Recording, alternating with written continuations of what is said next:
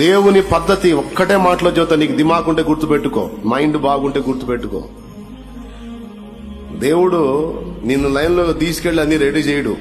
ఆయన పద్ధతి ఎప్పుడు తన బిడ్డవైన నీకు కావలసిన వాటన్నిటిని ముందే రెడీ చేసి ఫైనల్లో తీసుకొచ్చి నేను నిలబెడతాడు. ఇదిగో ఇదంతా నీ కోసం సిద్ధం చేశాడు.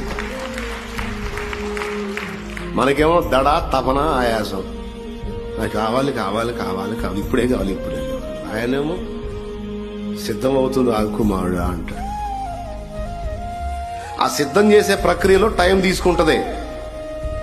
అది కూడా ఎందుకు తీసుకుంటది అంటే, ఏ టైంలో నీకు అది అందితే అది క్షేమమో ఆయనకు తెలుసు. కాబట్టి నీ కొరకు నా కొరకు మనకు కావలసిన సమస్తము సమకూర్చే ప్రక్రియలో కొంచెం టైం తీసుకుంటది. ఆ టైం తీసుకోవటం వెనక కూడా దేవుని ఉద్దేశం ఉంది.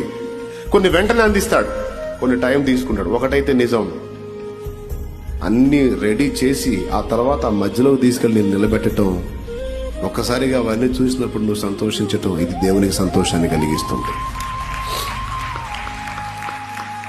హల్లెలూయా.